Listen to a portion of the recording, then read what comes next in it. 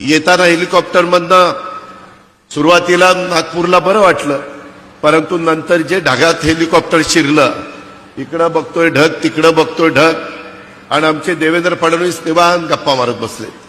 म्हणलं बघा जरा बाहेर काही दिसत नाही, कुठं झाड दिसेना, कुठं काही दिसेना, जमीन दिसेना, आपण ढगात चाललोय, कुठं चाललोय, काय चाललोय.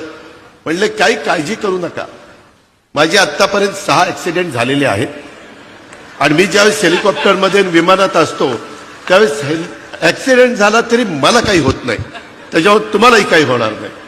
अरे बाबा म्हणलं आता हे काय सांगतोय, एक तर पोटात गोळा आलाय, आज आषाढी एकादशी, सारखं पांडुरंगा पांडुरंगा पांडुरंगा नाव घेत होतं मनात, आणि ह्या महाराजांचं आम्हाला उपदेश चाललेले होते, काही काळजी करू नका. आणि खरोखरीच येईपर्यंत इतके निवांत होते.